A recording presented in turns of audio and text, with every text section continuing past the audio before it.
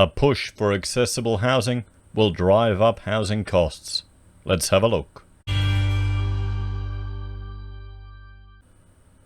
Hello everyone, Florian.Heise here and welcome to another episode of HeiseSays. Grab your stein of coffee, let's have a look at this article from Yahoo Finance, written by Jessica Young, about, well, pressure in an open letter over a critical housing issue to our PM. And it's to do with accessible housing. Now this may sound all nice and, well, friendly, and you can see the image here of providing accessibility to it, but you have to understand that the push for accessible housing, right now there is accessible housing provisions for multi-residential housing. A certain number of them need to be accessible, but the push for that to become more mainstream and more widespread and incorporated into normal housing is going to be an issue that drives up the cost of housing. So once again, it is legislation that sounds nice, that is friendly. You'll have everyone who is all touchy-feely and nice and isn't a bitter old person like me advocating for it, particularly in the architectural profession. But you've got to realize that's going to drive up the cost of housing, and it may not be necessary for a lot of people. Or it may just be that, throughout your life, you change where you live. If you lose mobility or accessibility, you look for something specifically designed. I would rather use, dedicated resources to modify existing dwellings on a need-by-need basis than just have a blanket requirement for, well, accessibility in all houses. Because designing a disabled toilet, it is a lot of space. It is a lot bigger than people realize.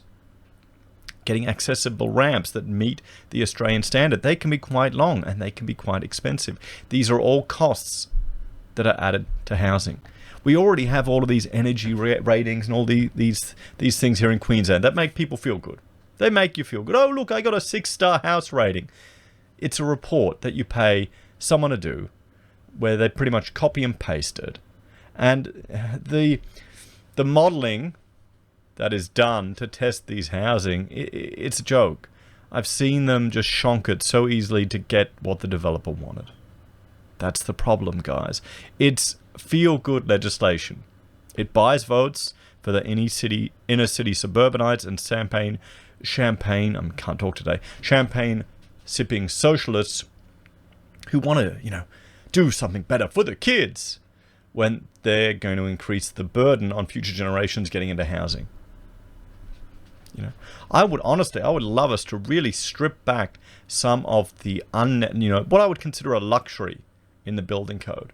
And a lot of that is the energy efficiency stuff. If you want to live in a house where you can't afford the insulation because it's cheaper, then go for it. People will argue, but then builders won't put it in. So it can be an optional extra. They'll cut it down to get a cheaper product. They'll be competing with each other, guys. If you want to pay extra, you should pay extra. But this is the problem. When you legislate for it, it sets the minimum that little bit higher out of reach for people. And this is coming from someone who has a house with no insulation in the floor or walls, because it's, 100 years old. The previous owner put it in the roof.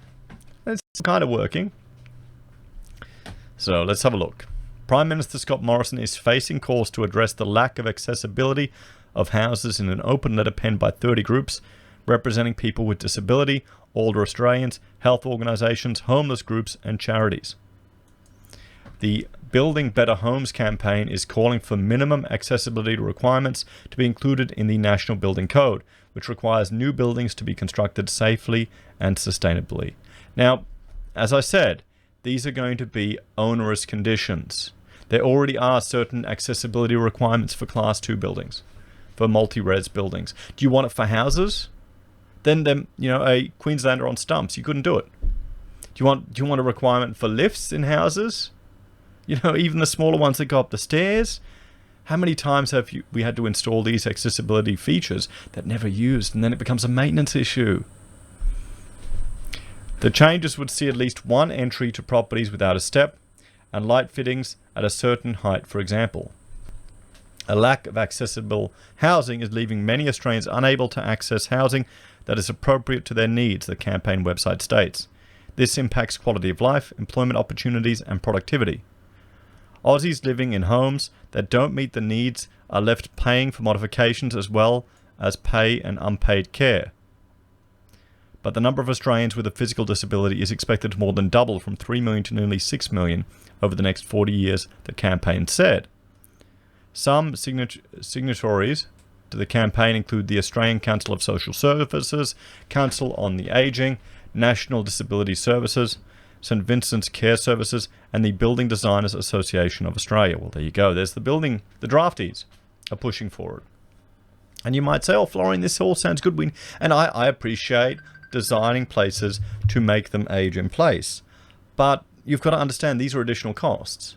What I would suggest is that allow houses to be designed so they can easily be modified for aging in place. So when you're designing a toilet, you already put plywood in the wall so you can easily fix some handrails to get up. You design it so it meets all the spaces. But the problem is if you just make it standard, you're going to have all these things in there that aren't necessary for a lot of people. And that adds to the cost. Here's the thing. Building ministers across Australia are set to meet in early 2021 to decide whether to add the minimum accessibility standards.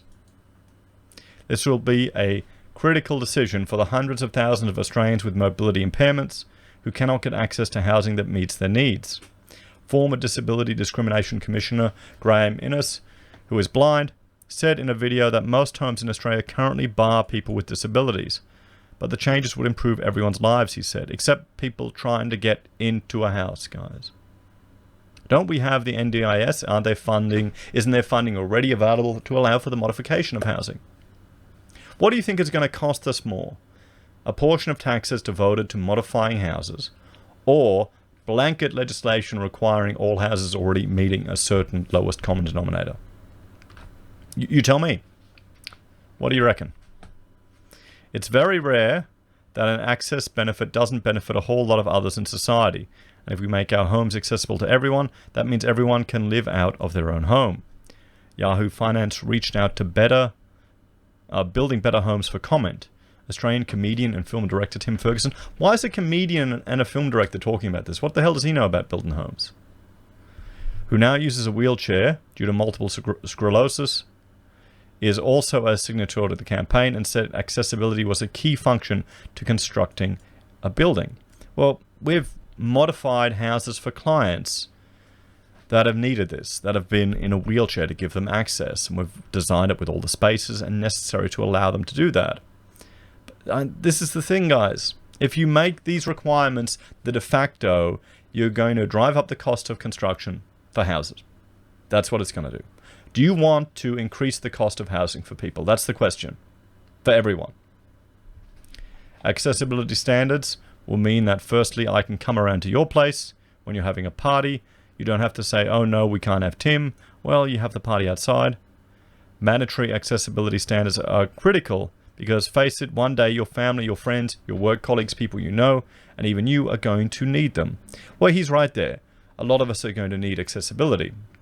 I've had my father, when he was getting old, he was in a wheelchair, and moving him around was more difficult when we had steps and things like that, but you may do. So what do you think, everyone? What do you reckon? There's no discussion or even mention that the fact that this is going to add to the cost of construction, add to the cost of homes, particularly if it becomes mandatory. Am I being unreasonable there, thinking that this is going to be an additional cost?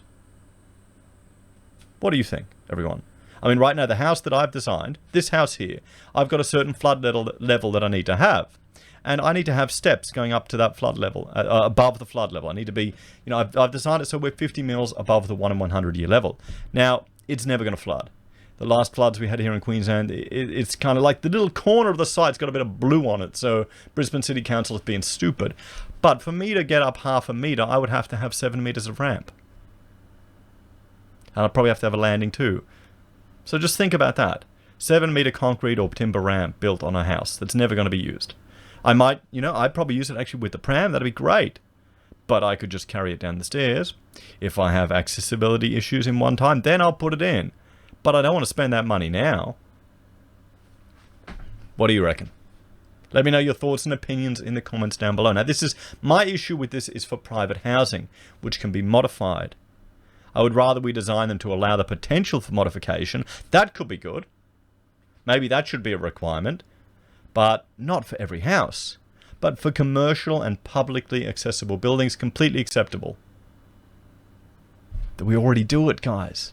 The number of times I've had to argue with people working on mining projects going, yes, there's a DDA requirement for accessibility. I know you can control access to the site, but what if you've got a worker who is recovering from an injury and you want to make sure that they can still get to it?